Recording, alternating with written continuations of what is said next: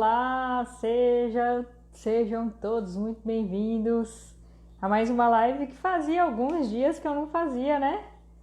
Fiquei um tempo aí fazendo várias lives uma atrás da outra. Tirei férias de mim e de vocês. Agora eu reapareci aí, início de ano. Deixa eu colocar aqui o tema da nossa live enquanto o pessoal vai entrando. Vou diminuir um pouquinho o tema, senão ele fica muito grande. Vamos falar de espiritualidade na promoção da saúde. Vamos entrando.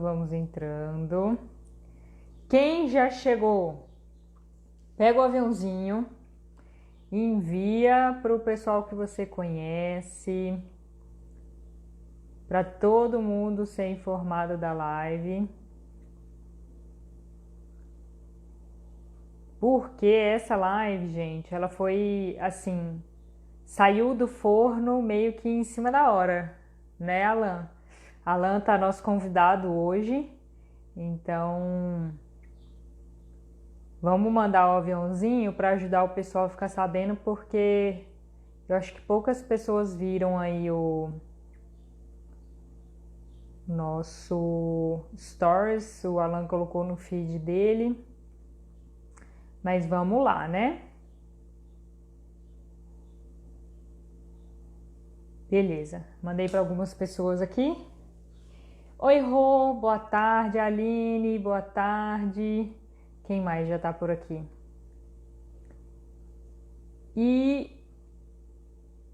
Peraí que tem um nome aqui que não tá aparecendo para mim. Teve um nome que saiu meio embaçado aqui, não deu para ver quem que é. Então vamos lá.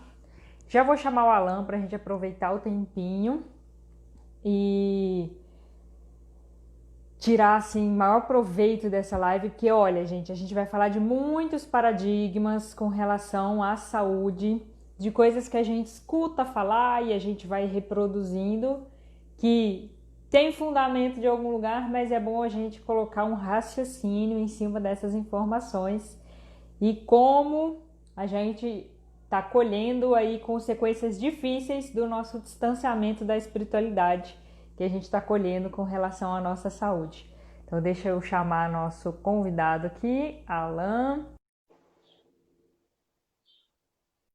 Hoje eu não consegui arrumar a luz para o meu olho não ficar preto, porque dependendo do ângulo, dá uma sombra aqui. Alan, seja bem-vindo. Olá, Tudo bem? tudo bem? Tudo jóia, e você?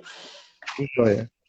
Gente, eu não sei porquê, tem algumas lives que a pessoa de baixo ela escurece assim na hora que entra na live.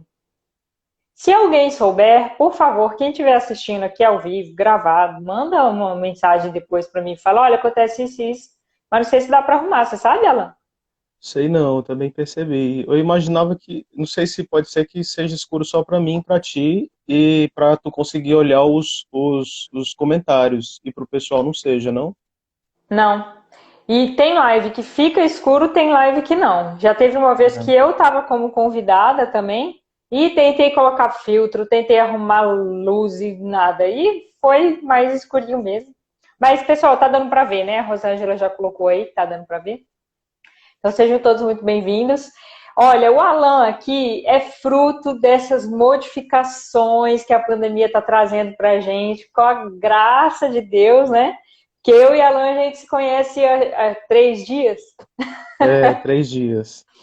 Há 3 dias aproximadamente, eu acompanhei uma live dele do dia 30 e muito interessante. E a gente foi trocando figurinha assim. Ele tá de visual novo, gente. Ele me avisou até pelo WhatsApp assim: olha, só para você não estranhar, eu raspei o cabelo. Que eu ia falar assim: oxe, cadê a pessoa que eu conhecia? É outra. É o ritual de passagem que eu fiz.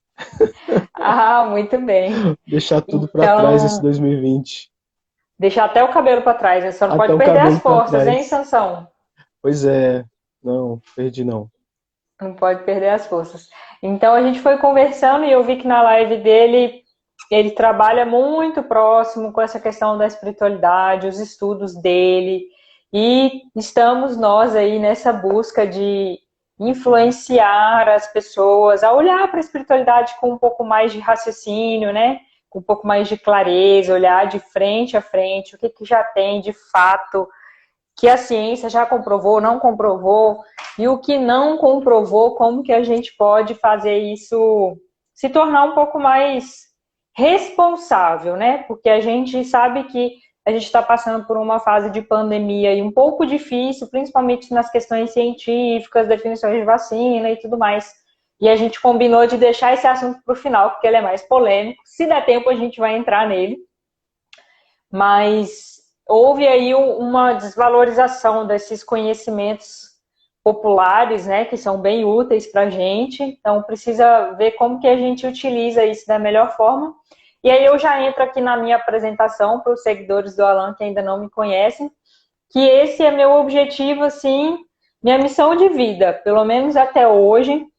Não sei até quando vai durar, mas eu vejo que minha vida foi caminhando muito para isso e eu tenho muito prazer de trabalhar com isso, que é dar independência para as pessoas, ou às vezes eu não consigo dar nada, né? Mas ser ferramenta para que as pessoas encontrem a sua independência nos cuidados com a saúde e principalmente no alívio de dor. Eu sou formada em educação física, tenho mestrado em atividade física e saúde, e eu fui buscando, primeiramente, me especializar em coluna, porque eu tenho um problema de coluna, eu tenho a vértebra L5-S1 ali fora do lugar, eu tenho uma espondilolistese de mais de 50%, ela é grandinha, e ainda faltam uns pedacinhos dela ali. O processo espinhoso não tem, ela é menor do que as outras, e era para ela ser maior. E aí eu fui entendendo como que isso funciona no meu corpo no decorrer do tempo.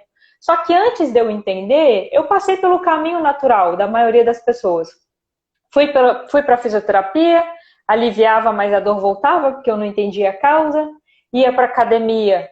Às vezes os exercícios eram até orientados, mas não para o nível que eu estava naquele momento. E também ninguém me ensinava a fazer nada fora dali. A minha vida continuava com os mesmos problemas e eu repetia as mesmas coisas. Então eu vi que tinha um buraco entre a fisioterapia e a educação física no contexto da dor. E eu tinha na minha cabeça, como todo mundo tem, né, essa questão do... Olha, gente, agora que eu vi que a Simone colocou um olhinho aqui, que eu vi que eu coloquei o tema lá em cima e eu não fixei ele. E passei pelas questões que todo mundo passou com relação a não conseguir ter qualidade de vida por conta das dores. Por conta de problemas que assim, você nasceu com esse problema de coluna e você vai ter que ter dor pro resto da vida.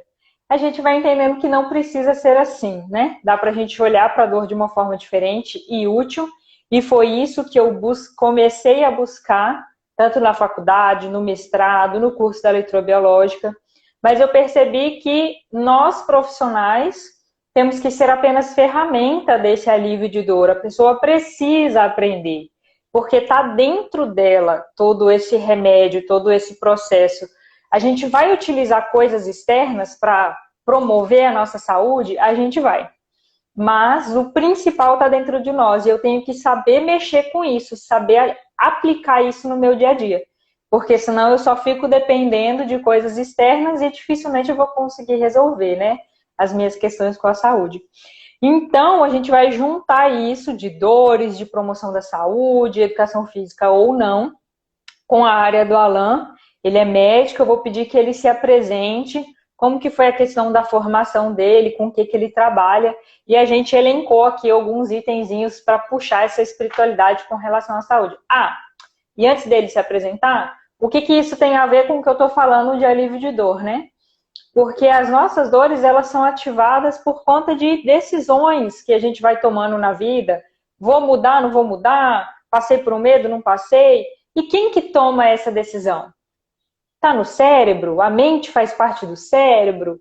Tem estudos que falam que a mente é um subproduto do cérebro e já tem opções espiritualistas que falam que a mente é muito mais do que isso, que não tem como ela ser apenas um subproduto do cérebro.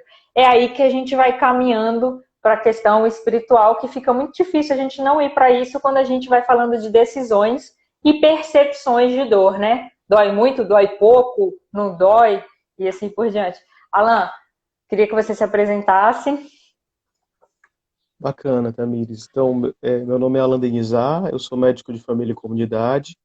É uma especialidade que talvez quem já esteja dentro do campo da saúde saiba o que ela é, né? Ela veio para poder trabalhar muito no campo da saúde comunitária, com uma gama de profissionais que dão apoio à saúde da família. Então, tem um tal da estratégia de saúde da família, que coloca o médico de família como sendo um dos coordenadores dos cuidados, né? Isso falando de todas as especialidades médicas no geral, o médico de família é aquele que está no centro da coordenação dos cuidados. Se o sistema de saúde funcionasse como deveria funcionar, então ele era aquele que sempre ia ter acesso à história do paciente, independente de qual especialista o paciente migrasse para, né? Então ele coordenaria os cuidados desses pacientes durante todo o momento em que o paciente estaria se beneficiando da rede de assistência. E, ao mesmo tempo, é o médico que está ali na comunidade, próximo da pessoa, que pode fazer visita domiciliar quando o paciente não pode ir não pode ir até o posto de saúde, né?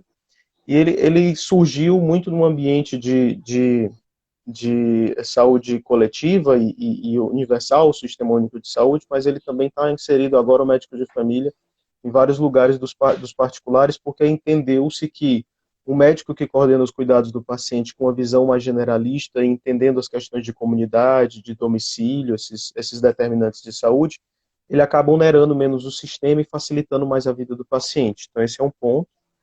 O outro ponto é que eu decidi ser médico da família porque meu pai, ele era não médico da família, mas ele se considerava médico do sertão. Então, eu tenho influência muito forte do meu pai no meu coração, na minha alma, na minha vida. E, e ele tinha um trabalho que era muito semelhante a isso que eu aprendi a fazer, só que era do sertão. Sempre ele teve esse sonho que foi de ir para o sertão, foi e se tornou um médicozão da cidade. Ah, por outro lado, eu tenho uma história, na verdade, desde berço, né? Eu sou espírita, então desde berço eu tenho essa busca a respeito da espiritualidade. Na verdade, a realidade me foi conduzida, me foi mostrada como sendo um intricado diálogo entre o plano daqui e um plano invisível que está todo tempo ao nosso redor. E na medida que eu fui vivendo, amadurecendo, e a vida foi me chicoteando com uma vizinhança que era resistente a essa visão, aí eu fui percebendo que a coisa não era tão clara quanto me foi passado da infância, né? E, na verdade, o que me passaram foi um tipo de visão da realidade e que eu não conseguia encontrar ressonância em muitas das pessoas que estavam ao meu redor, particularmente dentro da faculdade de medicina. Claro que eu vinha me apercebendo dessa ilusão muito antes, né?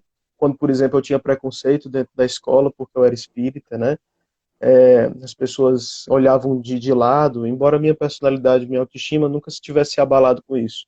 Mas dentro da faculdade eu nunca consegui encontrar essa visão do espiritual, do espírito, da espiritualidade. Muito pelo contrário, era muito árido, muita matéria, né? Era uma ciência que olhava simplesmente para os corpos e muitas vezes dissolvendo o indivíduo nas moléculas.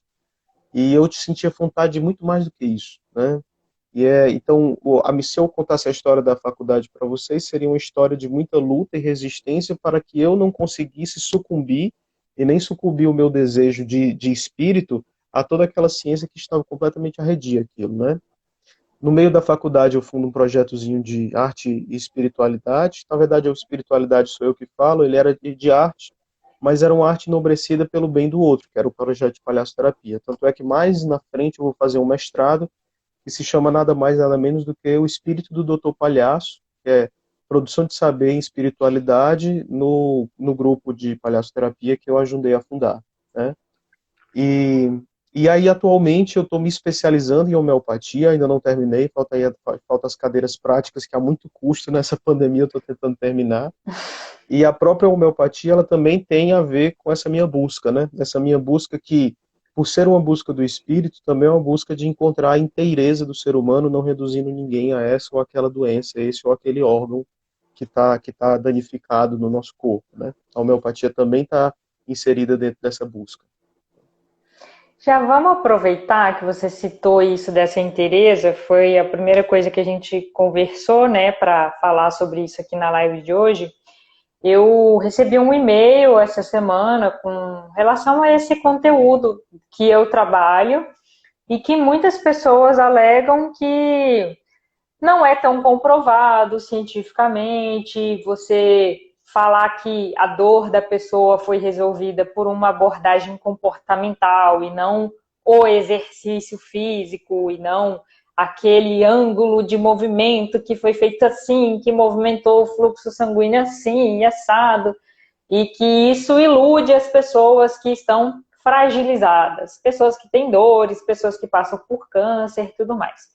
E aí eu e ela a gente estava conversando sobre essa questão da abordagem do ser como um todo e que isso ainda não tem como ser comprovado pela ciência nas normas que a ciência está aí apresentada para a gente, né? Aí eu queria que ele falasse um pouquinho sobre isso, da decisão dele de ver esse ser como um todo, não só porque é comprovado cientificamente, mas por coisas maiores, né? É, então, Tamires, assim, eu acho que a gente podia fazer, inclusive, a perguntas contrárias, sabe? Para ver se a gente sai um pouco da nossa noção, dessa percepção de que a coisa ela Claro, só fica à pode vontade. existir, se for referendada cientificamente. Assim. Às vezes eu fico me perguntando, em vez de perguntar se a espiritualidade ela tem comprovação científica, eu me pergunto onde é que a ciência se enquadra dentro do nosso caminho de espiritualidade.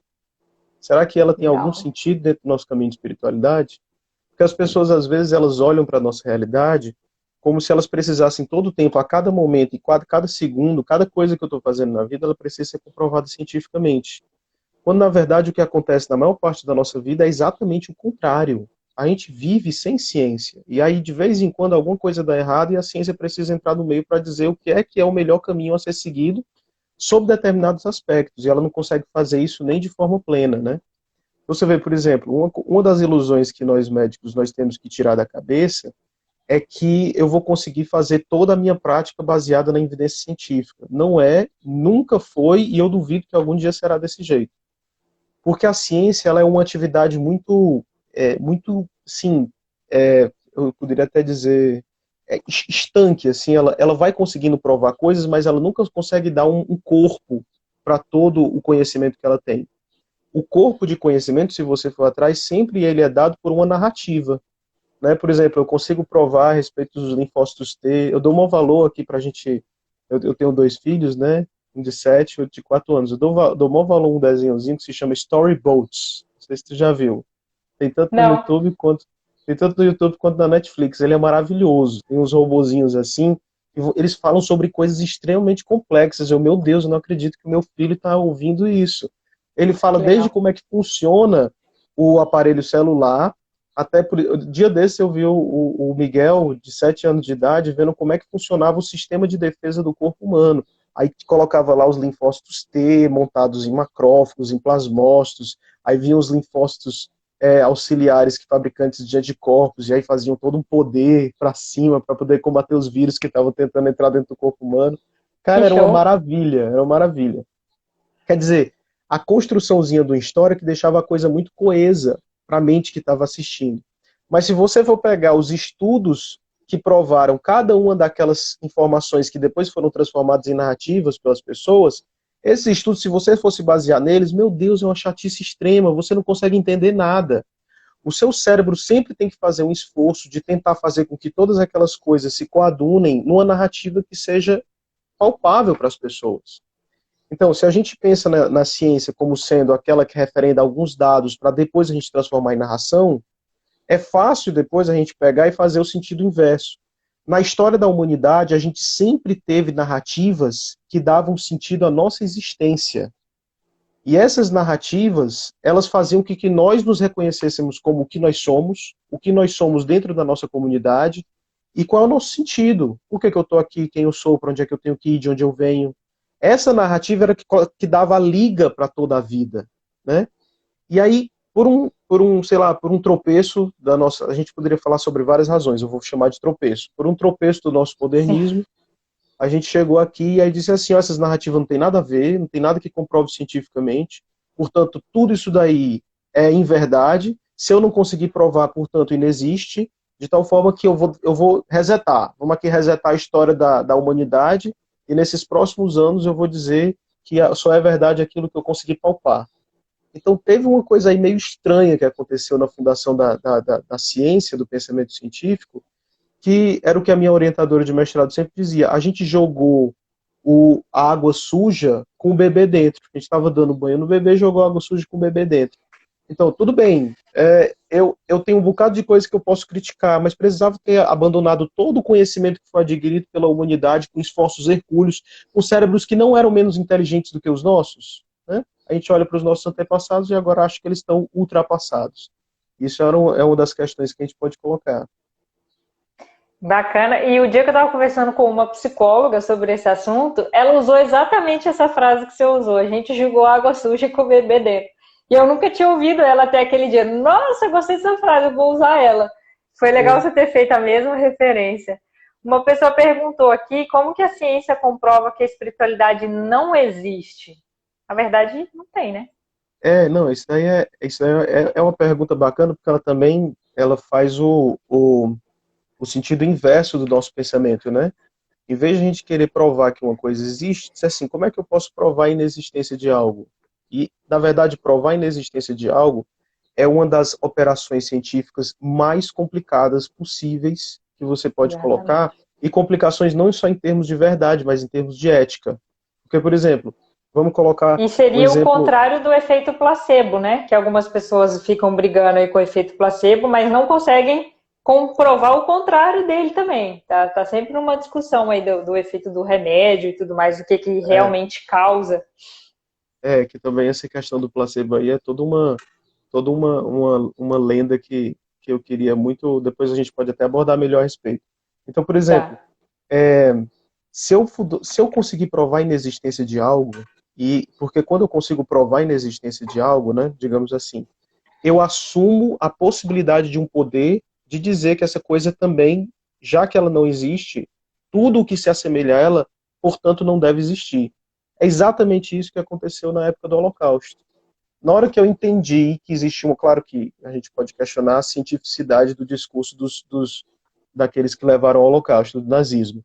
Mas se eu conseguir colocar no patamar de verdade que algo não existe, tudo aquilo que se assemelha àquele algo, eu tenho o poder político para dizer que aquilo dali, portanto, a partir de agora não deve existir. Eu tô deixando as coisas um pouco complicadas, né? Mas dá para entender? Não, deu para entender. Aham. Quer dizer, vamos simplificar assim, ó. Vamos simplificar numa coisa bem cotidiana. Por exemplo, sei lá, eu estou aqui com minha esposa, ou então ela está comigo.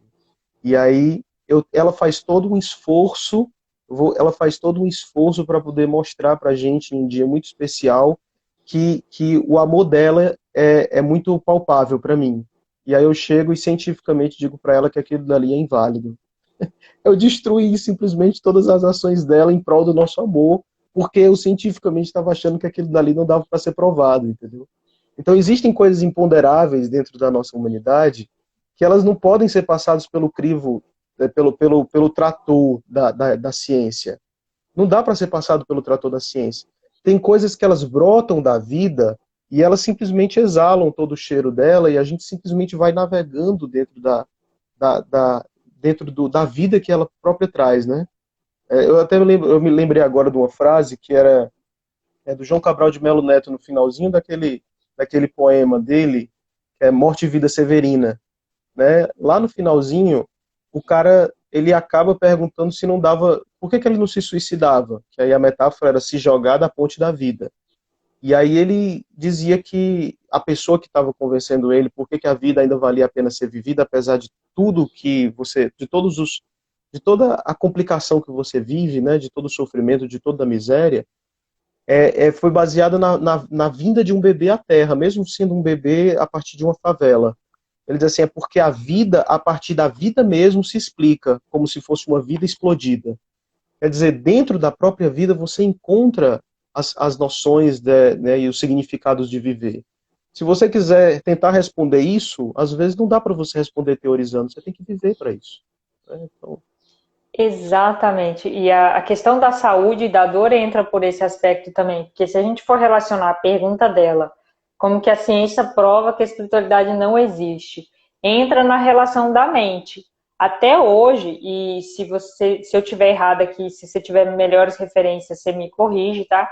até hoje, onde eu sei, a mente, ela não é comprovada nem que existe, nem que não existe. Eles tentam, a ciência tenta uma comprovação da mente ser um subproduto do cérebro. E o que seria a mente? Na psicologia chama de alma, psi, né? O que nos dá essas tomadas de decisões. Então, da mesma forma que algumas pessoas acham que o espírito não existe, porque a ciência refuta algumas coisas, mas também não tem comprovação de que a mente ela está dentro do cérebro. Não tem nenhuma e nem outra. E por que que, por interesses diversos, o espírito foi ficando tanto de lado, né? E essa noção só palpável, só cientificista, ficou no auge. Como que a gente está sofrendo com essas questões de só olhar para esses questionamentos que o Alan trouxe para a gente, né? Essa questão aí, existem alguns pontos, por exemplo, na verdade, tem um cara chamado o Moreira, doutor Moreira, ele é psiquiatra da Faculdade de Juiz de Fora. Quem se lembrar do nome dele aí, fala nos comentários. Ele é o doutor Álvaro Moreira, não me lembro, não estou me lembrando o nome dele agora, mas ele é um psiquiatra, ele trabalha exatamente sobre saúde e espiritualidade. Ele está fazendo com que dentro da própria psiquiatria, no âmbito do Brasil, ele é um dos que tem mais avançado dentro do tema de reinauguração ou de recolocar... Lígia. Alexandre Moreira, é o Legal. Alexandre. Obrigada, Então, Lígia. ele que está fazendo com que mais os psiquiatras resgatem a questão da espiritualidade, pelo menos aqui nos âmbitos do Brasil. Alexandre Moreira Almeida, isso, Lígia. E ele fala muito a respeito dessa questão, e na hora que ele começa a falar sobre espiritualidade, a primeira coisa que ele fala é, peraí, pessoal, antes de a gente falar sobre qualquer coisa, a gente tem que falar sobre a questão de paradigma. Paradigma, grosso modo, é o óculos que você reveste os seus olhos para conseguir enxergar a realidade. Então, assim, se você está dentro de um paradigma completamente materialista e você só enxerga o que as conexões moleculares podem lhe dar, né, você vai sempre rejeitar as pesquisas que estão tentando ir para um caminho diferente. Se você tenta entrar em um novo paradigma, que no caso que ele está colocando é o paradigma espiritualista, a partir de então você começa a enxergar coisas que os seus olhos não estavam querendo ver, né? Então a gente pode resgatar algumas teorias. Por exemplo, eu posso falar do Joseph Banks Rhine. Ele era um psiquiatra também, que ele começou a estudar fenômenos do que foram chamados de paranormais. Então a capacidade de você conseguir acessar informações para além do que os seus sentidos normais eles conseguem acessar, né? Então, inclusive, você conseguindo antever coisas do tempo, ou então, às vezes, ver coisas do passado que você não tinha condição de acessar. Então, seria como se fosse uma profecia ao contrário, ou então uma profecia do futuro, como realmente se é. Ou então telepatia. Então, tudo isso foi estudado dentro do âmbito acadêmico. Mas, muitas vezes, ele é rejeitado do âmbito oficial. Por quê? Porque não faz parte do paradigma dominante que a academia ela assume. Ou então, por exemplo, quando você pega um outro psiquiatra, todos eles completamente sem conflitos de interesses, né? Que foi o professor que estudou Lígia, agora eu vou ter que também a tua ajuda. O professor que estudou as memórias das crianças que se lembravam do que aparentemente eram vidas. Ian Stevenson. O professor Ian Stevenson tem um trabalho pesado com o que ele chamou de reencarnação em biologia. Então ele simplesmente pegou um fato que acontecia no próprio dia a dia. Crianças que se lembravam espontaneamente do que pareciam ser personalidades que não eram dela. Então elas se lembravam, né? Uhum. E ele foi estudar essas crianças. E ele percebeu que uma grande maioria dos casos, ele estudou mais de 1.000 crianças que tinham essa geração espontânea de memórias. E ele viu que a maior parte dos casos não dava para poder ser intitulado como sendo criação, porque elas correspondiam a informações verdadeiras que essas crianças não tinham capacidade de acessar, nem capacidade geográfica, nem capacidade cognitiva. Então, quer dizer, só para poder te mostrar ou te dizer que pessoas que vão em busca cientificamente da prova de que a mente ela não está dependendo do corpo para funcionar. As informações elas estão ali para além do que aquele corpo físico específico estava capaz de fornecer, entendeu? Então, assim, isso eu citei só 2, assim, clássicos. Não, mas tem vários. Do livro do Leon Denis mesmo, O Problema do Ser, do Destino e da Dor, tanto o antigo, de 100 anos atrás, 1908, acho que foi publicado, quanto de agora, de 2018, tem inúmeras referências de sociedades de médicos, de psiquiatras, médico e psiquiatra mesmo, de psiquiatras, de psicólogos, eu queria fazer a diferença de psiquiatra para psicólogo. Inúmeros, e assim, eles vão relatando lá e falando isso, gente, para quem quiser saber mais, eu faço a interpretação de cada capítulo no meu canal do YouTube. Todo domingo tem um vídeo novo, o vídeo de amanhã já está gravado, capítulo sobre a morte. E eu fiz até uma edição especial para amanhã por conta dessa fase de pandemia que a gente está passando. Mas já coloquei lá várias referências com relação a isso também. E lá no livro eles trazem detalhes assim de como que eles colocavam delegados, pessoas assim da sociedade para fiscalizar todo o processo de estudo, para ver a veracidade das informações. Então, assim, referências tem inúmeras, né? Quando a gente troca o óculos, troca a lente.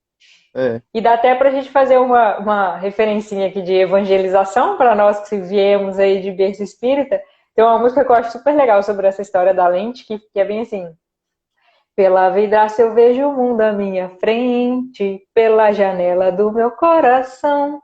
E se o vidro tiver cores diferentes, o mundo ganha outra coloração. Se eu estou triste, tudo fica meio cinza. Se estou alegre, logo muda o tom. Se tô com raiva, então a coisa fica preta e fico achando que nada tá bom. Mas se eu quiser olhar o mundo de verdade e ver as coisas como elas são, eu tomo a chave do amor, da caridade e abro a janela do meu coração. Vestígios que a gente traz da evangelização. Legal, cara, muito bom, muito bom. E é essa questão do óculos que você falou, né? É demais. Alan, agora eu queria que você falasse um pouquinho sobre a clínica da dor. Como que é para vocês na questão médica, a dor crônica, como que se resolve, não resolve, o que que a gente tem de ferramentas, porque a sociedade, eu vejo, né, que precisa dessas ferramentas com elas também, e não só na mão dos médicos, como muita gente quer deixar apenas.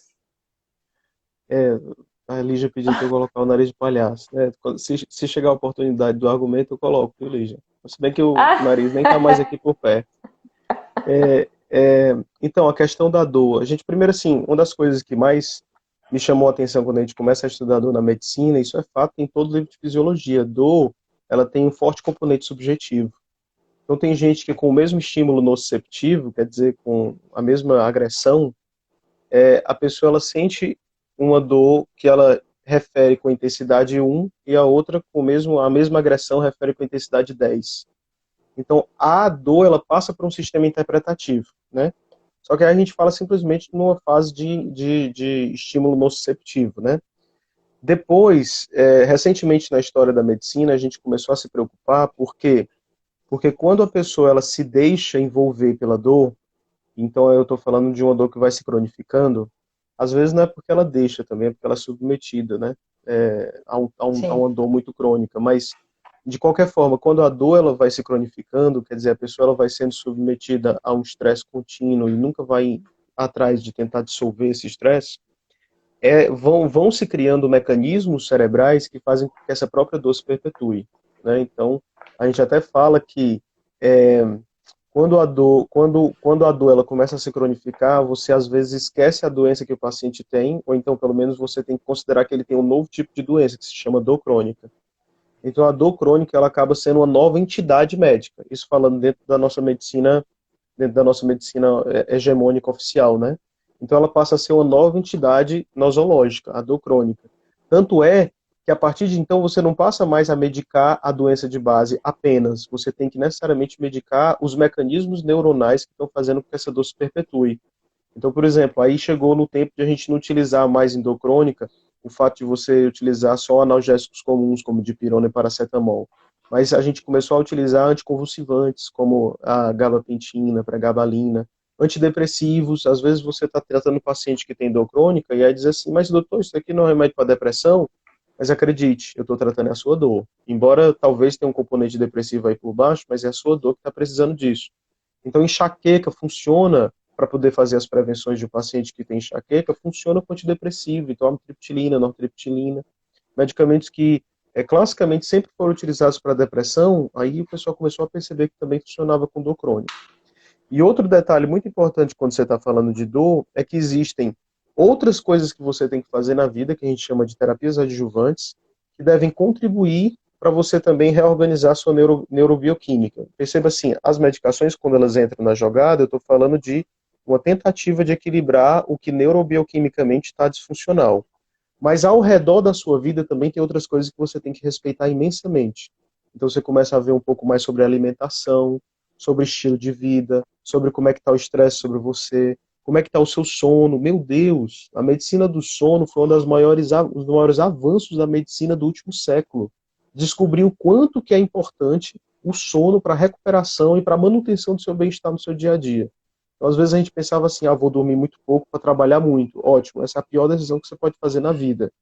Porque quanto mais e melhor você dormir, né, também tem o melhor, quanto mais qualidade tiver o seu sono ele é um momento ativo. Esse é uma das outras grandes discussões. O seu sono é um momento ativo de recuperação do seu organismo. Ativamente o seu cérebro está se reconstituindo, se recompondo, jogando toxinas fora e te colocando num patamar de restauração, né, físico e mental para você conseguir continuar indo adiante, né? E aí, então assim, o capítulo da dor crônica é todo um livro agora que você tem, né, para você conseguir fazer que as pessoas sejam devolvidas à qualidade de vida, né? Exatamente. E assim, como que, eu queria saber como que tem sido a sua prática aí de unidade básica. Você está em unidade básica de saúde, você falou, né? Na verdade, eu Ou estou não? um pouco mais além, assim, atualmente eu estou no núcleo de telesaúde, tentando fazer a Ah, tá. articulação entre os mais diversos especialistas e os conhecimentos dele com os médicos da ponta. Eu sou o médico articulador no núcleo de telesaúde da Secretaria de Saúde. Porque, teoricamente, porque você falou, né? Se a saúde funcionasse da forma como deveria, então, teoricamente, o sistema que ele atua é para ser promoção da saúde, né? Preventivo. Eu fiz estágio na unidade básica de saúde durante 2 anos. Durante a faculdade, foi o estágio que mais durou da minha faculdade, porque foi o único lugar que eu fiquei 2 anos, foi da unidade básica de saúde, e a gente fazia visita com as agentes comunitárias, teve programa no CRAS, para trabalho de dança, informar, educação em saúde e tudo mais.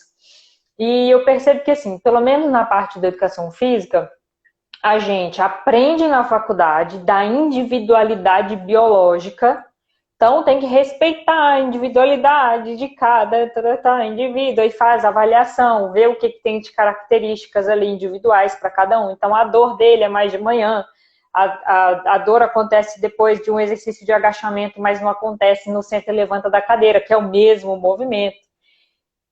Faz-se essa avaliação. Só que o que eu percebo é que, na maioria das vezes, eu não quero generalizar nada aqui, tá, gente? Tem profissionais de N formas aí. Na maioria das vezes, existe uma dificuldade de aplicar isso. Então, essa promoção da saúde para considerar essa espiritualidade que a gente está contando aqui. Esse ser que sente a dor. Quem que é esse ser que sente a dor, de onde que ele vem, se ele tem um propósito de vida, e depois a gente já pode entrar aqui na questão da logoterapia, que a gente quer falar um pouquinho, né, sobre essa questão do propósito de vida.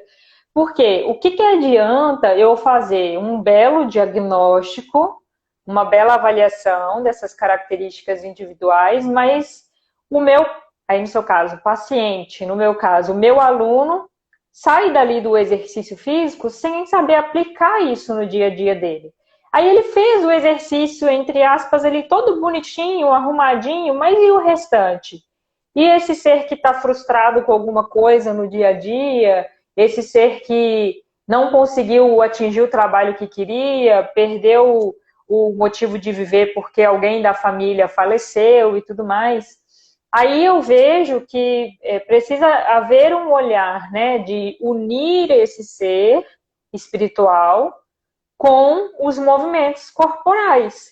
E não só fazer o melhor do movimento cinesiológico, biomecânico para alívio da dor, como cientificamente está comprovado, e o resto está ali dando hormônios, está emitindo hormônios de ansiedade, de estresse, preocupações. E a pessoa fica assim, poxa, mas eu tô indo na academia 3 vezes por semana? Poxa, mas eu fui lá na unidade de saúde, eu consultei com o médico, eu tomei o remédio que ele falou para tomar.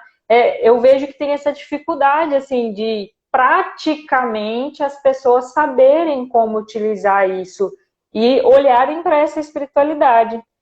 Como que você tem visto isso na prática das unidades de saúde? É, então, nas unidades de saúde, na verdade, na forma como funciona o nosso sistema único de saúde, é uma complicação a gente conseguir desenvolver um trabalho singularizado, mas que seria muito importante que acontecesse, né? Então, quando você está trabalhando com questões como dor, necessariamente você tem que trabalhar com interdisciplinaridade. Então, indivíduos ou grupos terapêuticos deveriam ser formados para que aquele indivíduo fosse olhado dentro da sua própria história. Quando eu comecei falando a respeito de dor, eu propositalmente comecei logo dizendo que em qualquer fisiologista aí é fato, a dor ela tem um forte componente de interpretação subjetiva. Portanto, quando você vai entrar dentro desse mérito da interpretação subjetiva, você tem que saber qual a história daquele indivíduo que faz com que ele tenha maior fator de risco para sentir uma dor severa e cronificar, ou quais os fatores de proteção que ele tem para não fazer com que essa dor seja tão grande, né? Então, esse eu acho que esse é um detalhe muito crucial, né? Se a gente quiser falar a respeito de espiritualidade e dor, é saber quais os fatores de proteção que aquele indivíduo específico ele tem, inclusive dentro da própria história dele, para que esses fatores de proteção eles sejam potencializados, a fim de ele não, de que essa dor possa se dissipar de forma mais branda. Vamos dar alguns exemplos aqui, né? Vou dar um exemplo que era muito claro no meu dia a dia. Assim, minha mãe, ela teve Parkinson, até falei um pouco sobre ela na live da Lígia, e ela tinha um Parkinson, que aí eu vou um pouco mais além. Além de sentir muita rigidez, ela também tinha muita dor. O detalhe é que eu nunca senti, nunca vi nenhum Parkinson com tanto sintoma álgico, com tanto sintoma de dor, quanto o que eu vi da minha mãe, né? Dos muitos diversos Parkinson, a maior parte era de tremor, muito poucos de rigidez, mas era claramente Parkinson, né? Ela melhorava com o remédio do Parkinson, era Parkinson, não tinha, estava fechado o diagnóstico com um dos maiores neurologistas aqui da nossa cidade. Então, a primeira questão é que mesmo diante de todo aquele peso que a doença provocava sobre ela, às vezes para ela não conseguia fazer as próprias coisas, mas quando um ente querido, amado dela, estava em sofrimento, quando, por exemplo, minha tia teve um AVC, ela levantou aquela carcaça de Parkinson, jogou aquela carcaça fora e conseguiu fazer todo um remeleixo, fazer toda uma provocar toda uma situação terapêutica para minha tia. Foi atrás de fonoaudiologista, fisioterapeuta, e a gente só abismado assim, né? E foi o que aconteceu. Nesse instante ela estava sofrendo com toda a dor dela, e agora ela está completamente livre por causa da dedicação em prol da irmã que ela muito ama, né? Então, assim, e às vezes, isso eu estou falando de uma dor crônica, mas às vezes umas coisinhas pequenas a gente consegue fazer isso, né? Eu estava sentindo umas dores de cervicalgia muito forte, né, aqui na coluna cervical. Mas aí eu peguei em determinado momento, eu me levantei e disse assim, rapaz, eu não quero que essa dor se instale e se perpetue dentro de mim. Quer saber de uma coisa? Vou fazer exercício. Vou aí, modifiquei minha dieta, modifiquei meu dia a dia. Eu estava, por causa dessa cervicalgia, que estava provocando também distúrbios de propriocepção, aí, linguajares médicos e de profissional de educação física e fisioterapeuta, quer dizer, estava alguma coisa perturbando aqui minha cervical, que eu também estava sentindo vertigem.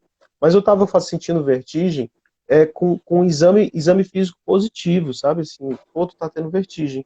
Quando eu peguei, disse assim, cara, eu vou aliviar aqui minha mente e eu não vou entrar dentro dessa vibe. Aí eu voltei a fazer exercício físico, eu estava muito sedentário. E quando aconteceu isso, o médico já estava querendo me empurrar a medicação, já estava querendo colocar um bocado coletar vários exames de sangue, mas na hora que eu fiz simplesmente a mudança desse padrão de pensamento, e obviamente refletindo no meu padrão de conduta do dia a dia, desapareceu vertigem, desapareceu dor, né? Então, assim, a forma como você lida com o seu próprio corpo, né, ela conta muito. E a gente só consegue perceber isso a partir de um paradigma que coloca a mente como sendo o senhor do corpo e não o contrário, né? E antes de você falar da logoterapia aqui, desse sentido da vida, para quem já me viu falando da leitura biológica, já tem várias lives aí se vocês quiserem assistir. O pescoço, a nível aí biológico que vem desde as leis dos animais, ele tem a função de você abaixar a cabeça para alguma situação. Então, algum superior, ou você se submete a alguma ideia. Quando você faz isso sem problema nenhum, tudo bem. O problema é quando você abaixa a cabeça para alguma situação que você não concorda. Aí você está fazendo a situação sem querer, está fazendo forçado. A gente viveu muitos séculos nessa questão de escravidão, né? De ter que abaixar a cabeça para um superior. E olha para vocês verem qual foi a reação do Alan. Começou a dar umas dores e ele falou: não vou, ó, não vou aceitar isso em mim. Ponto. Ele foi contra a função daquele movimento ali que estava causando a dor para ele. Possivelmente, se a gente avaliar aqui, dá para a gente encontrar o que era que ele estava tendo que aceitar por algum motivo de trabalho, alguma coisa familiar, e que quando a dor veio, ele estava começando a resolver alguma coisinha. Mas essa questão da consciência perante o processo, ela faz total diferença. Tanto que eu já fiz uma live aqui, que eu acho que essa não ficou salva, tem mais tempo ela, de uma pessoa que estava para fazer a avaliação da eletrobiológica comigo, mas não estava dando conta, foi bem no início da pandemia, e eu expliquei para ela um pouco dessas leis das partes de cada parte do corpo, e ela estava com muita dor na lombar e tudo mais, expliquei a questão da sustentação, e fui entendendo com ela o que estava acontecendo na vida dela, e fez tanto sentido para ela aquele negócio, então eu não preciso sustentar tal coisa, que ela falou assim, Tamires, eu terminei de conversar com você, eu não tinha dor mais. Simples assim. De você entender, ter consciência daquilo e fazer o movimento para, né? Que você, foi o que você falou aí. Fiz um movimento para, vou me movimentar, vou fazer exercício, vou arrumar alimentação, o que quer que seja. Esse movimento ativo, que é tudo na natureza está em constante movimento, tudo é vibração. Então, não só o movimento físico, mas ele se movimentou para mudar alguma coisa que ele levantou a cabeça e falou, não vou aceitar isso no meu corpo. Mas tudo isso, Alan, eu vejo que passa por um propósito de vida, né? De quando a gente entende o que acontece depois. Aí eu queria que você falasse um pouquinho da logoterapia de Viktor Frankl. Beleza. Antes de falar sobre a logoterapia, eu queria deixar uma coisa que eu acho interessante e que eu até deixei claro numa apostila recente que eu fiz para os meus alunos, falando sobre saúde e espiritualidade. As pessoas, elas têm sede de tentar enquadrar a sua vida num sentido maior de existência. Elas têm sede disso, elas têm uma necessidade praticamente vital disso, né? Então, por exemplo, quando eu vejo tu falando a respeito disso, eu conheço um pouco a respeito, é baseado na nova medicina germânica, né, Tamires? Uhum. Então, que a Lígia também trabalhou, eu estudei um pouco, mas assim, só en passant, quando você entrega para a pessoa um significado que enquadra essa dor em toda uma narrativa da existência dela, quando ela faz isso, meu Deus, isso tem um efeito terapêutico por si só. Isso é verdade, sim.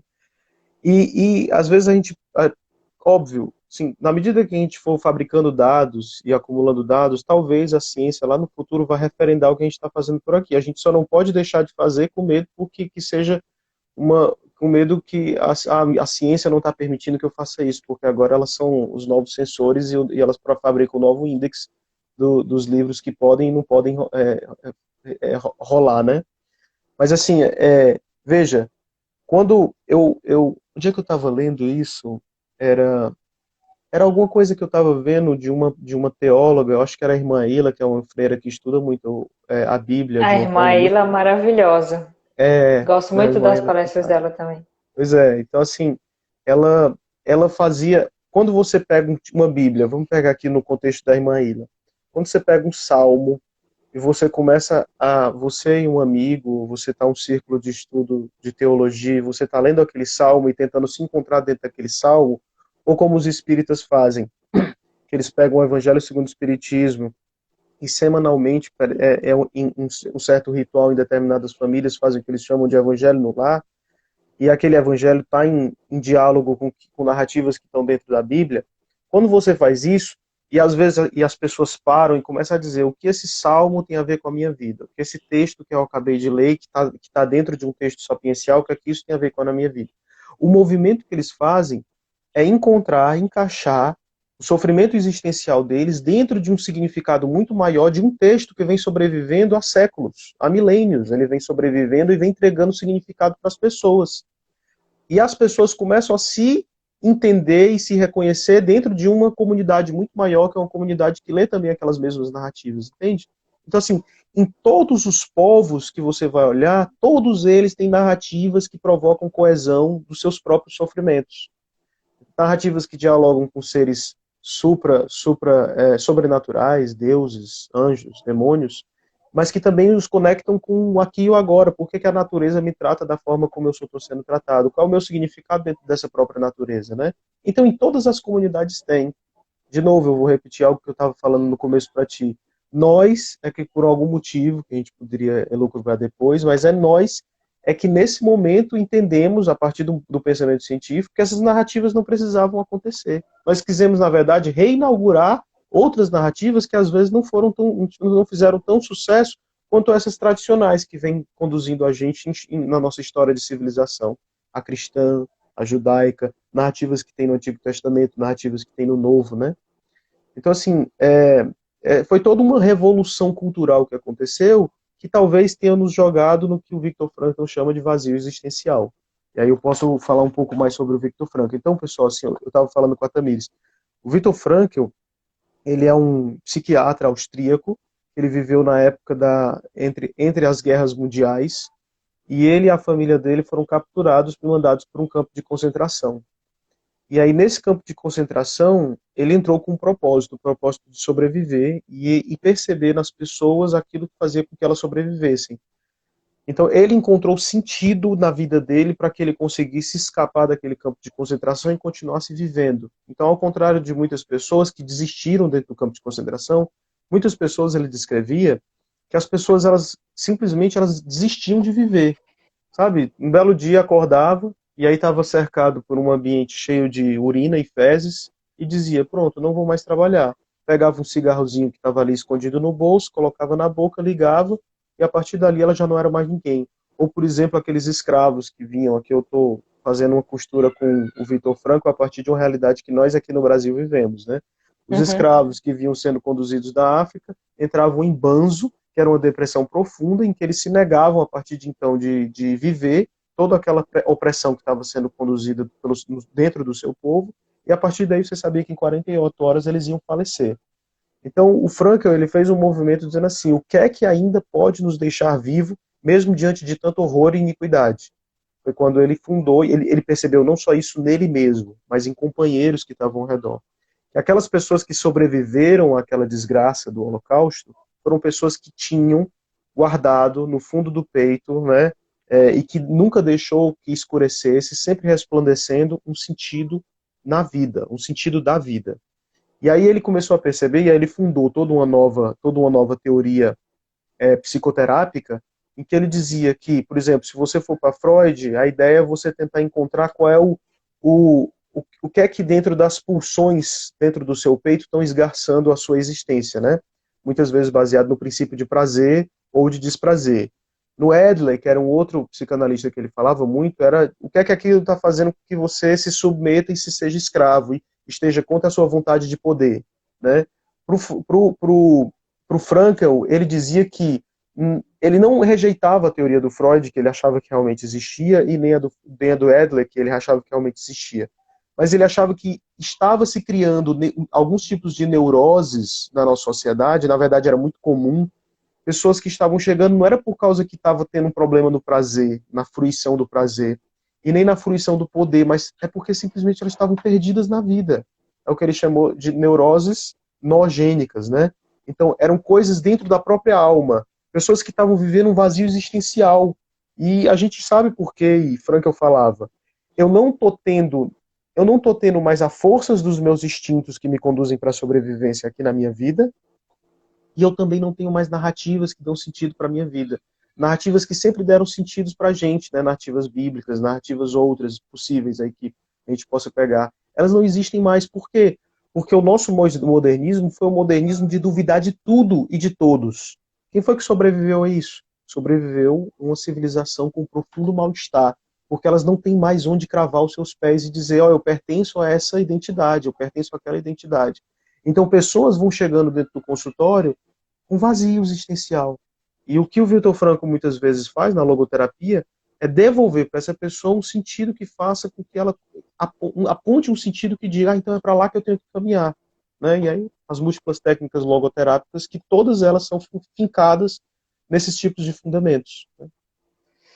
Então, essa correlação eu faço com a área do movimento, da educação física, com o seguinte aspecto. Eu fui estudando cada vez mais por que as pessoas têm uma extrema dificuldade de se manter no exercício físico.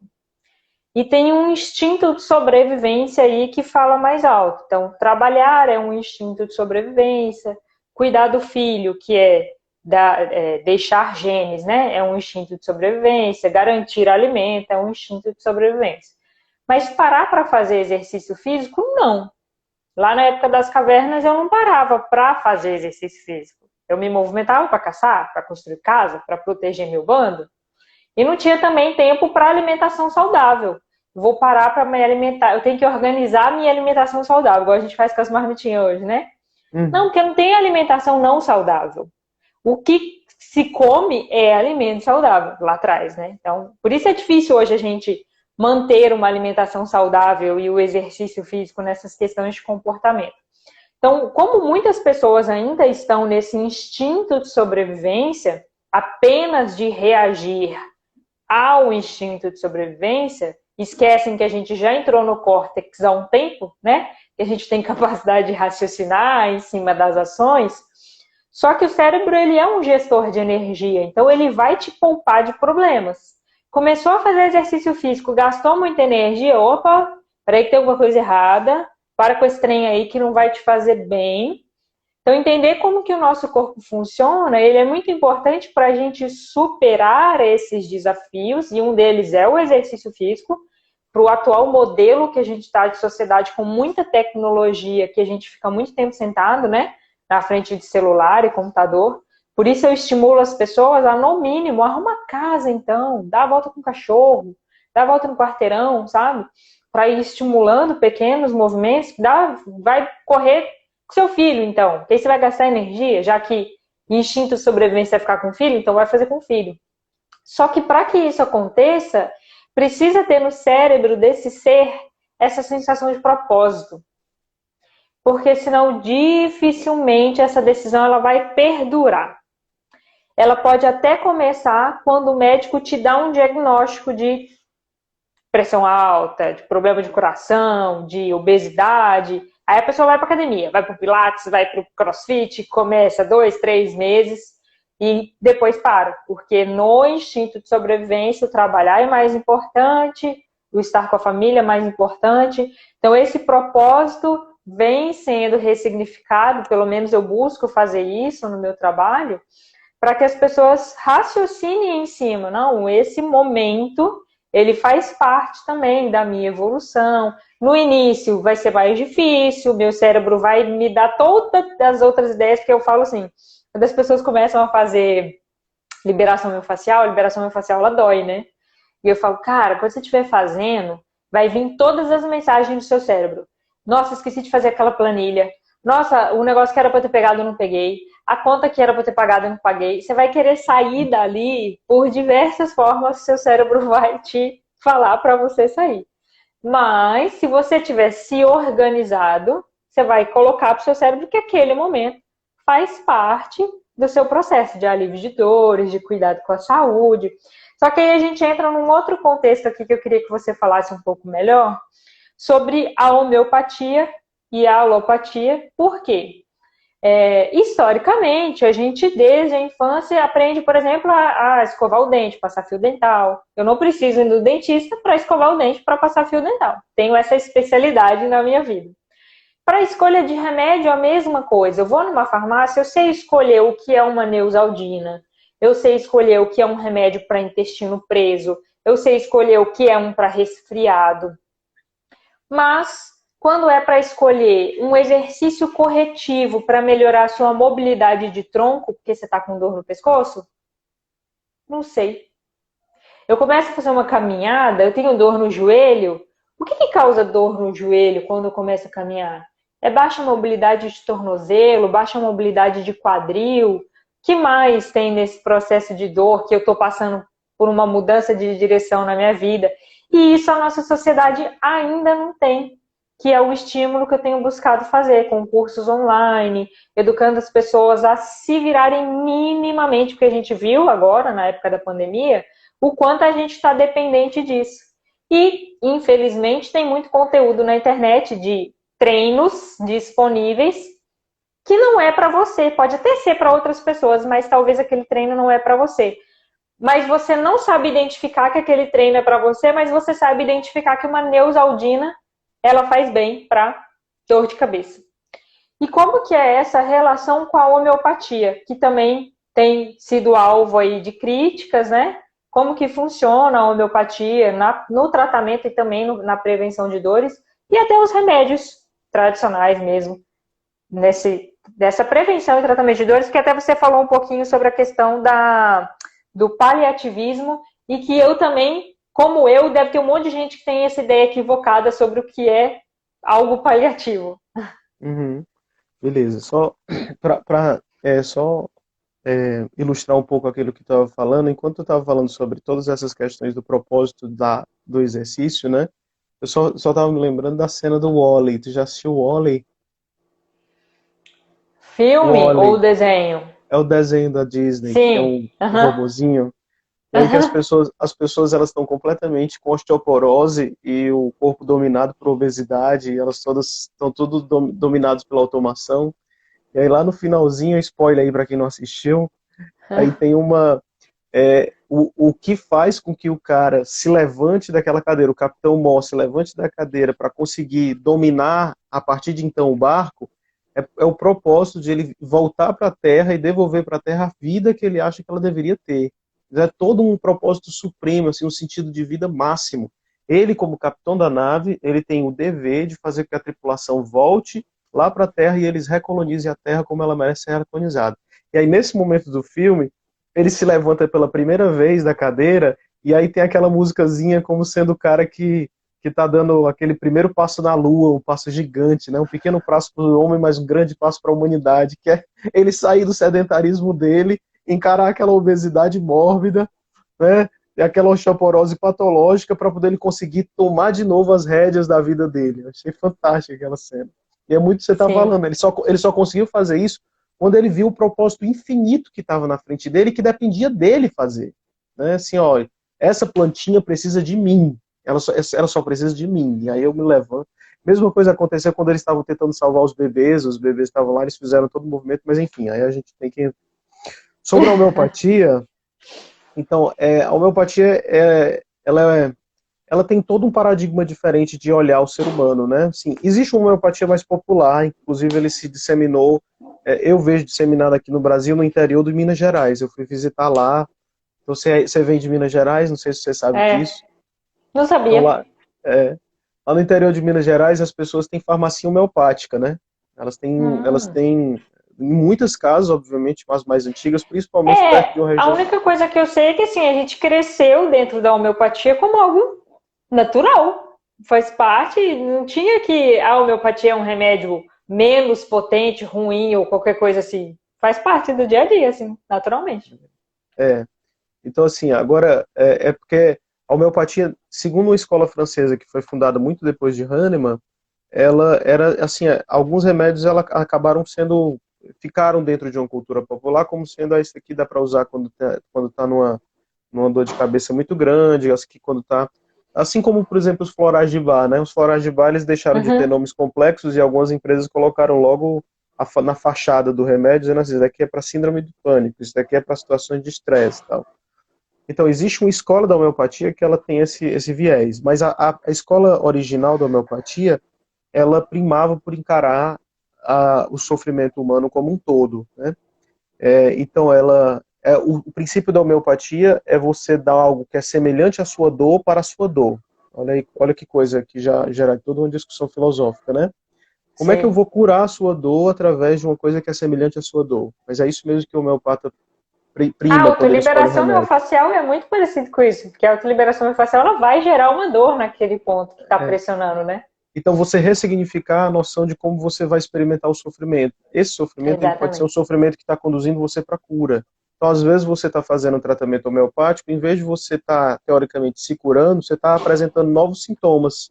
Mas esses sintomas, eles estão te direcionando para uma cura. E muitas vezes esses novos sintomas são sintomas que você já sentiu antes. Então, o que é que está acontecendo? Ele está regredindo a história do tempo da tua doença até chegar no momento que você estava em equilíbrio com você mesmo. Né? Olha. É. Você consegue Então, dar por um exemplo, exemplo prático de alguns sintomas, assim? Dor de cabeça, dor de barriga, qualquer coisa assim? eu vou falar o meu, por exemplo. Eu tenho Hum. asma. Sempre tive Aham. asma na infância. E aí eu deixei de ter crise de asma e passei a ter enxaqueca. Só que enxaqueca é o nível mais, é um órgão mais nobre, né? Eu estou Uhum. lidando com várias terminações nervosas. E aí, e eu já tive urticária por causa do meu terreno alérgico. Quando a homeopata começou a me tratar, aí eu deixei de ter enxaqueca e voltei a ter crise de asma. Hum. Aí eu disse assim, ei, eu voltei a ter a crise de asma. Ela, segura aí, vamos utilizar tal remédio aqui para combater tua Segura aí. crise e segura. Só que não era crise, obviamente, devastadora, eram umas crisezinhas assim que estavam chatas. Quando ela começou a me Sei. dar mais remédio ainda, assim, quando ela continuou o meu tratamento, aí eu deixei de ter crise de asma e comecei a ter urticária, que é um fenômeno de pele, tranquilo, mas que também está dentro do terreno alérgico. Então eu saí de órgãos nobres para órgãos menos nobres e eu fui o que eles chamam de superficializando a doença, até que a doença desapareceu. Assim, obviamente que eu posso, diante do meu estresse, da minha vida, dos meus conflitos, eu posso voltar a ter uma crise, Temos. eu vou atrás da minha homeopatia de novo, entendeu? Então, assim, mas o princípio do remédio, quando você pega um remédiozinho que ele está sendo dado para a pessoa, aquele remédio, ele deve provocar uma doença semelhante se eu tivesse dando para uma pessoa saudável. Esse é o princípio do semelhante e o princípio do experimentador da doença num paciente saudável. Por exemplo, como é que é a pesquisa homeopática? Eu dou um remédio que, na hora que eu dou para esse cara, eu sei que ele vai ter tais e tais e tais sintomas. Quando eu encontrar uma pessoa doente que tem sintomas muito parecidos, né, que é a imagem da doença, na hora que eu dou para essa pessoa, aí o que eu estou fazendo nessa pessoa é fabricando uma doença artificial que é um pouco mais potente do que a doença dela, estimulando o organismo a reagir contra a doença artificial e, portanto, revelando a doença, né, que estava espontaneamente nela. Deu para entender? Se eu falei muito rápido, desculpa. Deu, deu, e na verdade o que eu tô pensando aqui é que eu acho, até onde eu entendo, que os remédios psiquiátricos eles fazem o caminho contrário disso, né? E é o que a gente chama, a crítica que a psiquiatria faz geralmente para a medicina oficial, é que na maioria das vezes, como você não está indo no caminho de cura, você na verdade está sufocando a dor para ela explodir em outro lugar, o que eles chamam de metástase mórbida. Na acupuntura o pessoal fala do mesmo modo. Se você, para o Hahnemann a gente é composto por dínamos, que é uma energia vital, ele era da escola vitalista da medicina. Para a acupuntura ela também é um tipo de vitalismo, mas obviamente que ela participa de uma tradição diferente lá do Oriente. Mas os dois falam a respeito de uma energia que dá movimento para o teu corpo. Aqui é o dínamos, lá era o chi, né? Então, Uhum. quando você atua de forma errada no chi, esse chi ele vai sair. Ah, tudo bem, o chi agora não está mais patológico na tua cabeça, mas talvez ele exploda como uma doença de vesícula. E na verdade, quando você tentou tratar aqui a sua dor de cabeça, talvez o chi tenha se deslocado patologicamente para um outro lugar. E esse outro lugar ele fabricou doença lá. A homeopatia fala exatamente igual a mesma coisa. Então você vê muitas vezes pacientes sendo tratados por causa da depressão, mas aí eles eclodem com uma dor na coluna. Eles eclodem com um problema outro em outro órgão. Né? Então, para o contexto homeopático, a gente chama isso de metástase mórbida. Então, a ideia é fazer com que o seu organismo vivencie uma doença que provoque no bom sentido o seu organismo a reagir contra a doença que te levou ao médico. Né? É o que eles chamam de doença secundária ou doença artificial. Então, nisso daí, só para finalizar minha fala, inicial sobre a homeopatia, quando você pega e diz assim, peraí, como é que você trata a tontura na homeopatia? Como é que você trata a dor? Como é que você trata a enxaqueca? A resposta do homeopata raiz, ele diria, não trata. Não trata porque não existe a tontura, a dor, não existe a enxaqueca. Eu preciso conhecer a situação existencial completa que culmina com esse sintoma que te trouxe até mim. O que eu estou tratando é essa existência patológica e não esse sintoma, né? Então, por isso que, por exemplo, você pode... Vou pegar um remédio que, teoricamente, entre aspas, é para insônia, na homeopatia. Você toma ele todinho, e você não, pô, não senti nada. É porque ele não está dialogando com a tua insônia. Ele tem que... Insônia que nem tu tem, né? Só pra tu que... Teve uma galera que pegou e o dia contra a homeopatia. E teve um pessoal que em várias partes do mundo tomaram remédio lá contra a insônia, crente que eles iam dormir profunda e eternamente, só para provar que a homeopatia não funcionava. O remédio não funcionou porque ele simplesmente não foi lido pelo seu corpo. O seu corpo ele só lê o remédio homeopático se eles estiverem em coadunância perfeita ou na máxima perfeição possível, né? Que a gente chama de simílimum, similitude, né? Só quando o simílimum acontece, né? Então é aí quando o homeopata faz, cara, agora eu consegui, agora eu acertei pra caramba. Aí o paciente sente todo o seu ser, ele começa a modificar, né? Às vezes até mesmo... recentemente a gente viu uma moça que ela era ranzinza, ela brigava muito com o namorado, ela se chateava frequentemente, era extremamente impaciente, mas ela foi assim desde o momento que ela perdeu alguém na vida. Não me lembro se era a mãe dela, ou se tinha sido o pai, ou se foi um emprego. Foi uma perda muito forte que ela teve na vida. A partir de então, ela mudou a forma dela de ser no mundo, mas também ela começou a sentir determinados tipos de dores. Ela chega para o médico como? Eu quero me livrar dessa dor. Mas quando o médico homeopata escuta, primeiro eu quero ouvir sua história. E nessa história, a gente percebeu que tinha esse transtorno de separação, percebeu que tinha vários outros quesitos. Aí a gente pegou e escolheu o remédio que era próprio para ela, não me lembro mais qual é o agora. Quando esse remédio casou com ela e que deu certo, as dores diminuíram e até a forma dela de se portar com o mundo melhorou. Ela dizendo assim, não, isso aqui é bruxaria. O namorado dela dizendo assim, que estava morrendo de medo de um remédio deixar de fazer efeito. Por quê? Porque a mente e corpo estavam sendo tratados de uma só forma. Entendeu? Uma coisa reverbera sobre a outra. Não tem como você tratar as duas separadas. E, gente, é legal isso, porque a gente vai vendo como que o universo comunica situações. Então, para quem estuda doutrina dos espíritos, já ouviu a citação do átomo ao arcanjo, a mesma lei. E se tiver que vir algo novo, vai vir dos quatro cantos do mundo. Então, isso que ele está falando é tão, tão, tão parecido com a leitura biológica, e aí a gente fica assim, mas é a leitura biológica que salva, é a homeopatia que salva, eu não sei o que salva. São as leis naturais que a gente deve seguir. Natureza. Tudo que se aproximar das leis naturais vai te fazer bem, porque vai fazer bem para o seu físico e para o seu espírito. Estava falando da questão da energia, de às vezes o sintoma está em um lugar, mas a energia está em outro órgão está com energia problemática, né? É bem isso que tem nos mapas da leitura biológica. Então, a gente, além de analisar os sintomas da pessoa, a gente passa os mapas, porque ela pode, às vezes, apresentar sintoma numa parte do corpo, mas o órgão, a parte do cérebro que originou o órgão está com a energia bloqueada. Outro órgão. Então, outro órgão, então, eu sempre dou um exemplo assim. Às vezes a pessoa está com dor no joelho, na perna, a perna faz essa função de nos dar movimento, né? Sair de um lugar para outro. Mas ela está com energia bloqueada no fígado, que tem relação a grandes carências, passar fome e outras coisas, carências sentimentais também. E aí ela deixou de se movimentar, ela teve que ficar naquele território, porque lá, quando ela passou na infância, grandes carências, dificultou para ela alguma mudança de direção, que hoje ela tem sintomas na perna. Então a gente vai vinculando, que aí é o que o Hammer fala do conflito, que ele sempre está nos três níveis, o físico, o cerebral e o da psique. Então, eu tenho o sintoma físico, eu tenho comprometimento na região do cérebro que gerou aquele sintoma, mas eu tenho da psique também. Então, eu tenho que saber quando que esse sintoma apareceu, que é o que o Alan está explicando aí da homeopatia, então eu não vou tratar o sintoma. Eu tenho que ver por trás o que está causando esse sintoma e ajudar a pessoa a refletir em cima desse causador lá de trás.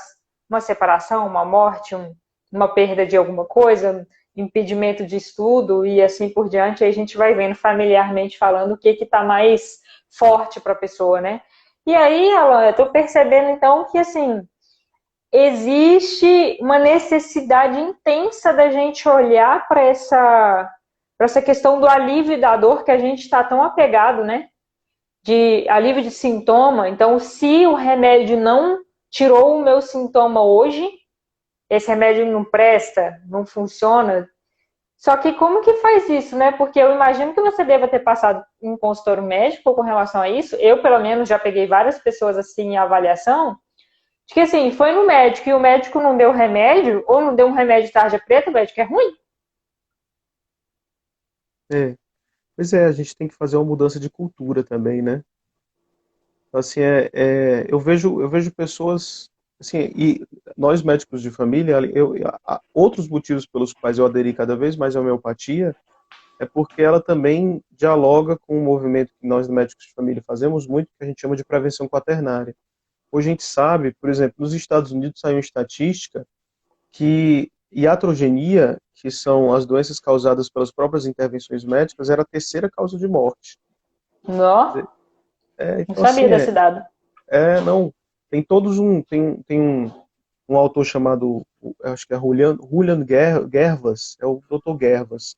Ele tem um livro até que foi traduzido aqui pelo Brasil, pela Sociedade Brasileira de Medicina de Família, que é os sãos e salvos de intervenções médicas.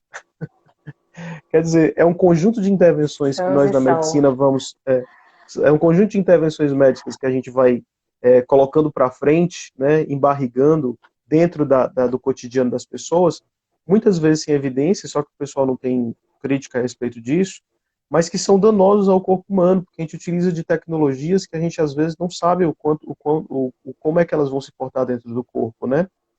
Sim. Então a homeopatia ela traz ela surgiu dentro de um contexto também de crítica das iatrogenias, né? Na época do Hahnemann eles faziam muito purgantes, sangrias e tal. Mas hoje a gente estaria fazendo os homeopatas eles têm um discurso contra outros tipos de iatrogenias que hoje também se faz. Então os medicamentos homeopáticos eles têm baixa iatrogenia por causa da sua diluição e é isso que o pessoal muito critica, porque o tipo de diluição e preparação do remédio homeopático que é feita Uhum. as pessoas entendem que leva ao nada, né? Você dilui tanto a matéria que a matéria se transforma em nada. Só que o que a gente preconiza, quando a gente vai estudar isso daí, é que a gente tem que olhar sobre o novo paradigma.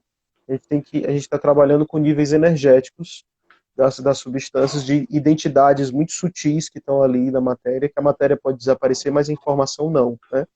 Mas aí seria Sim. outra discussão. Importa saber e aí isso daí leva também ao que o Hahnemann ele preconizava isso para fazer o mínimo de efeitos colaterais sobre os pacientes.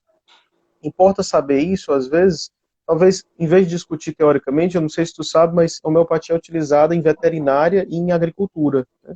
Uhum. Um dos maiores homeopatas que a gente tem aqui no Brasil é o Dr. Marcos Julian, ele veio da agronomia, ele era agrônomo de formação, e ele começou a descobrir os poderes da homeopatia, entrou na medicina e se tornou homeopata. E o cara é punk, fazendo muitos estudos a respeito de homeopatia. Né? Muito O, legal. esse diálogo que tu faz com a leitura biológica, dentro da homeopatia, a gente chama de sintomas biopatográficos. Quando a gente começa a ver os sintomas do paciente baseado em toda a história de vida dele, a gente vai elencando os sintomas que são importantes. Os sintomas biopatográficos são aqueles que mais recebem pontuação. Se eu tenho um sintoma biopatográfico dentro da história do paciente que aquele remédio não cobre, aí eu já fico em dúvida, pois daqui não deve ser o remédio, porque o sintoma biopatográfico, muitas vezes, ele é o diretor de todos os sintomas. Então, Uhum. faz muito sentido com o que o Hammer tinha presenciado. E outra coisa que eu acho interessante a gente perceber é que, veja, o remédio homeopático, ele é uma informação que ele está dialogando com a informação do seu corpo. São informações, certo? E no fundo é isso. São diálogos que estão acontecendo. Então, não me admira quando eu vejo um diálogo, você, por exemplo, fazendo esse diálogo com o seu paciente, provocar cura. Então, não me admira também quando determinados gestos que eu faço, determinados movimentos que eu faço para o meu paciente também provoca cura. Tem um pessoal da musicoterapia, né? Não sei se você já ouviu falar desse Uhum. tipo de. Sim. A musicoterapia, inclusive a minha professora de homeopatia, que é a Leila, ela, além de homeopata, é musicoterapeuta. Ela me E ó, contando a respeito. só um parênteses, a primeira vez que eu ouvi falar da musicoterapia foi para surdos. Que eu Olha aí tenho que coisa. problema de audição, eu escuto só 50% do lado esquerdo. Eu tinha perdido 80 e fiquei com 50. E eu ficava assim, como que faz terapia com música para surdo? Aí que eu fui começar a entender a questão da vibração e várias outras coisas envolvidas na musicoterapia, que não é só uma questão de simples musiquinha tocando, né? É, é. Pois é, a musicoterapia, ela também dialoga com isso, são informações dialogando com a tua forma de existir, né, o teu ritmo, né? Todos nós somos compostos por ritmos últimos, né? Se a gente fosse querer, aí assim, todos nós, Tamires, assim, eu penso assim, todos nós que estamos enveredando nesses tipos de práticas, número um, é porque nós estamos insatisfeitos com o que está ficando ali para trás, ou do lado, né? E não só somos nós, também vários pacientes. Mesmo que eles não encontrem as evidências registradas na literatura, mas muitas pessoas elas estão descambando para as práticas alternativas, ditas integrativas e complementares, né? Tem um estudo feito pela OMS que mostrava nós precisamos analisar melhor as práticas integrativas e complementares. Por quê? Porque apesar de os estudos não mostrarem evidência, todo mundo está aderindo a ela. Aí eles mostravam um gráfico crescente exponencial das pessoas descambando para as práticas integrativas e complementares. Então, Sim. número um, nós não estamos satisfeitos com o que está acontecendo ao redor, muito possivelmente porque a gente não nos encontramos, nós não temos identidade com aquele médico que simplesmente olha a tua dor no cotovelo e diz assim, ó, isso daí não precisa de operação ou precisa de operação. Não, isso daí cura com anti-inflamatório ou isso daí simplesmente vai com a codeína, sei lá. Eu falo isso de experiência própria. Um dia eu estava com epicondilite lateral, eu fui para um médico que ele me consultou em 5 minutos e era particular. Foi fácil demais pegar a minha epicondilite lateral, né? Então, assim, Uhum. e a segunda coisa é que nós somos pioneiros, cara. Acho que, assim, você é pioneiro aí no que você está fazendo, mesmo que a ciência não esteja aí amparando completamente com todos os seus recursos robustos, epistemológicos, estatísticos, porque talvez lá na frente, depois que a gente fizer bem a nossa arte, no que a gente acredita, com todo o nosso propósito, depois que a gente acumular dados e acumular experiência, talvez lá na frente eles vão dizer, vixe, o que aquele pessoal estava fazendo, aqueles loucos estavam fazendo lá atrás, realmente fazia sentido, ó.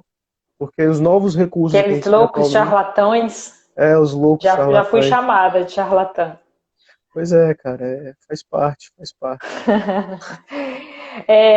Olha, ao invés de entrar no assunto do Covid, eu vou te passar essa pergunta aqui. Eu não sei se é bem uma pergunta, mas eu acho que vale uma orientação, porque a pessoa está evitando de tomar remédio.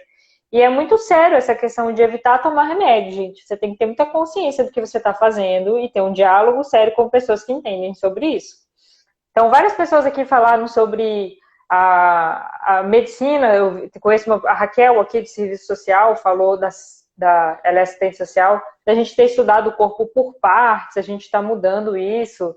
A Cíntia colocou a questão de que são inúmeras práticas que exigem a nossa autorreflexão e autorresponsabilidade. Aí a gente fala dessa questão do remédio também, como essa autorresponsabilidade. A Ana Paula Barros colocou que ela faz tratamento de câncer de mama e depois ficou com síndrome do pânico. Está fazendo acompanhamento com o psiquiatra e ele passou um remédio para depressão que está evitando de tomar. Então, só o evitar de tomar, como que fica na sua visão, Alan? Porque assim, veja, talvez ela tenha pensado nisso, eu acho que eu vi ela falando algumas questões aqui, talvez pensando assim na Mas homeopatia, toma remédio eu para tinha, dormir, ela falou. Não, a eu outra tinha um pessoa que câncer, falou que vai tomar homeopatia. Outra pessoa. não, mas eu falando assim, talvez ela tenha, pela minha fala, ela tenha pensado, eu estou com câncer de mama, que foi debelado de forma insuficiente, porque não olhou o meu ser por inteiro, e ele acabou fazendo uma metástase mórbida para um órgão mais nobre, que é o cérebro, né? Hum, entendi. E aí por isso que eu não estou querendo tomar esse remédio, porque enfim é só ficar tapando o sol com a peneira. Mas tem que tomar cuidado. Por quê? Porque os remédios alopáticos, pelo menos, eles realmente te fazem tentar recobrar alguma função, funcionalidade e te dar uma qualidade de vida. Se você quiser ir para tentar os tratamentos alternativos, o faça, mas a gente muitas vezes precisa dessas tentativas de reequilibrar nossa ecologia bioquímica do cérebro, porque do contrário a gente pode descambar para uma ladeira abaixo, né? Então, verdadeiramente, síndrome do pânico, depressão, eles têm modificações bioquímicas no nosso cérebro que os remédios que estão aí sendo passados pelos psiquiatras ajudam a diminuir o sofrimento, né? A gente tem uma estatística aí de 1/3 nas pessoas com depressão, 1/3 das pessoas melhora assim de forma absurda, milagrosa. Eu quero presentear o meu médico. Nunca tinha recebido um remédio que não tivesse me feito tão bem. O outro terço melhora de forma parcial, e aí precisa ficar aumentando dose, fazendo associação de remédio. E o último terço não melhora de jeito nenhum, e aí vai para terapias mais agressivas, como eletroconvulsoterapia. Você tem essa estatística aí. Mas veja que, de fato, existe uma ecologia bioquímica, eu estou chamando de ecologia, uma economia bioquímica do seu cérebro, que não está legal. Isso daí, a medicina, ela aponta, ela tira nesse alvo, né? O que nós estamos defendendo aqui não é você abdicar completamente desses recursos terapêuticos da medicina oficial e pronto, você ficou aí sem nada. Não, você tem que procurar uma terapia. Enquanto você não encontra o remédio certo, por exemplo, na homeopatia, você talvez, num recurso como a leitura biológica, você não encontrou a explicação adequada, que você entrasse na coerência e o seu caminho de cura. Se você ainda não entrou isso, o outro remédio, ele é como se fosse aquelas escoras para que o dique não rompa e a água que vem ali do rio não acabe com toda a cidade que é você, né? Esses remédios, eles precisam, nós precisamos deles, mas a gente não pode parar por aí, isso é fato. Você também, por exemplo, não pode parar simplesmente em psicofarmacologia e não procurar uma terapia para ressignificar a sua dor. Você tem que fazer os dois Né? caminhos, né? Você tem que fazer os dois caminhos. Então, às vezes eu vejo pessoas que estão ao meu redor também, né? Pessoas que eu amo muito que estão ao meu redor, que ficavam simplesmente nos remédios. Mas os remédios, eles só estão organizando um pouco a química cerebral. Como é que você ressignifica a sua dor? Tem que ser na terapia, que aí as pessoas acabam não indo para elas. Às vezes até no próprio processo terapêutico, né, de fala, diálogo, encontrar uma perspectiva maior e uma compreensão do seu processo de dor, ali você já está provocando curas, né? Agora sim, eu quero entrar, já que eu estou aqui com a Tamires, eu me dou essa liberdade, eu quero entrar no aspecto da vida imortal, né? Tem um médico homeopata aqui no Brasil, que é também agora Gilmar Mendes, eu acho, esqueci do nome dele, mas às vezes ele coloca as coisas num âmbito muito maior. A homeopatia para o espírito, ela drena energias que às vezes vêm antes de você e que elas podem ainda estar muito densas, né, no seu corpo espiritual, e elas podem talvez ser drenadas durante toda a sua vida e ainda você só vai poder fazer o seu processo de redenção da dor no pós-morte. Mas isso não significa que você não tem que começar o seu tratamento agora. Então não significa que com a homeopatia ou com outros tipos de alternativa você vai conseguir uma cura imediata e instantânea. Às vezes você precisa também você precisa sempre ter paciência, saber como é que é o teu caminho de cura, entender todos os teus momentos do teu itinerário terapêutico. Tudo isso, pessoal, é uma aventura, é a jornada do herói. Você está percorrendo uma jornada, né? Os seus momentos de crise, seus momentos de conquista, quando você está derrotando os monstros, não se sinta menosprezado porque você não encontrou a cura. Você está enfrentando uma grande aventura. Onde essa aventura vai dar, só Deus o sabe. E ele conversa com você nos seus momentos mais críticos. Exatamente. Gente, já estamos bem assim, quase 1h30 já de live. O Alan, assim, que é apaixonadíssimo na forma dele de trabalhar e tudo mais. Se ele topar, vocês vão ver mais lives aqui com a carinha do Alan. Teve uma pessoa, a Ana Paula colocou aqui que com a pandemia teve que parar os tratamentos alternativos. Aí eu não sei como que o Alan, se ele tem alguém para indicar que consiga fazer esse trabalho online, mas eu faço o trabalho da leitura biológica online e ensino a questão da liberação miofascial para você fazer em casa. Com batata doce, com mandioca, com limão, com cebola, para você aprender a fazer os pontos e essa movimentação de sangue no corpo, de respiração consciente, movimentação das mitocôndrias, ajuda muito a equilibrar esse sistema simpático, parasimpático, ansiedade, estresse e outras coisas. Então, se você ainda não conhece a autoliberação miofascial, eu indico. A variação da leitura biológica também. São tudo formas que eu fui tentando fazer assim da forma mais independente possível para você conseguir aplicar e não dependa de ter que ir em algum lugar e tudo mais. Então, aqui no meu Instagram tem bastante coisa. Alan, você tem alguém para indicar que trabalhe aí com algo à distância também, acupuntura, homeopatia, outras coisas? Tem sim, você talvez encontre o pessoal da homeopatia, da Associação de medicina homeopática brasileira, eles criaram um site chamado Homeopatia no Covid. Até não sei se eles ainda estão. Eu estava vendo Legal. recentemente, eu acredito que ainda estava funcionando. Então, quando as pessoas estavam com Covid, eles estavam fazendo todo um trabalho de oferecer consultas gratuitas para as pessoas que estão com Covid se tratarem com homeopatia. Talvez lá você encontre a lista dos médicos e se for o caso, você pergunta aí quem é o médico que podia estar atendendo de forma virtual, né? Assim, de cabeça eu não tenho um que possa indicar para vocês, não. Mas Não, mas tá ótimo. Só essa indicação talvez, aí já dá é, para procurar no Google, né? e talvez mesmo eu tava mandando um e-mail para a MHB e perguntando, né, se não tem uma lista de médicos homeopatas que podem estar. Acho que quase todos os médicos atualmente viraram para virtual, né, pessoal? Assim, então, Sim, pois é. Então é isso, gente. Se vocês ainda tiverem dúvidas, porque esse conteúdo é muito vasto, podem deixar aqui ou no comentário da live, depois que ficar salvo, compartilhem pelo aviãozinho, tanto no stories de vocês quanto para outras pessoas. Acompanhem também. O Alan falou que está um pouco desatualizado o YouTube dele, mas tem uma filosofia espírita lá que eu achei bem bacana. E amanhã no meu YouTube tem na pastinha lá que está assim, ressignificando o movimento através da espiritualidade científica, que é uma nomenclatura que Leon Denis dá no livro dele, Espiritualidade Científica. Amanhã vai ter o vídeo sobre a morte, mas já tem muita coisa lá.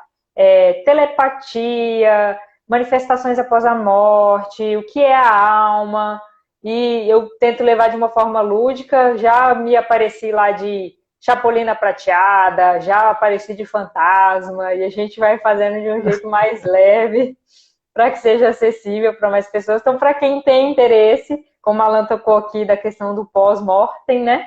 Tem muito conteúdo lá para vocês tirarem dúvidas e de uma forma muito raciocinada, que era o que Kardec fazia, que Leon Denis fazia para trazer sentido a tantos questionamentos que a gente tem, né? Alan, eu quero agradecer, assim, nossa, infinitamente a sua disponibilidade em 3 dias conhecendo uma pessoa e aceitar fazer a live. Muitíssimo obrigado pela sua presença. E se você quiser, a gente já marca outras, vai ser muito bem-vindo. Obrigada pelo seu trabalho, viu? eu queria agradecer a Fafel, que é a minha esposa, é a Mia Taim, que estava aqui assistindo também, porque Ai, eu sempre legal. digo assim, peraí, eu preciso perguntar pro oráculo primeiro, né? O meu oráculo é ela. Porque ela tem dizer se tem condição de sustentar as crianças enquanto eu estou participando dessas lives. Muito Então, obrigada. Como que é o nome dela? aqui no Instagram ela coloca como Mia. Mia, muito É, obrigada, viu, por você disponibilizar o Alan queridíssimo para nós. Obrigada. beleza. Então é isso, gente. Um bom final de semana para vocês. Valeu, Um valeu. beijo. Paz e Tchau, paz. tchau. Tchau.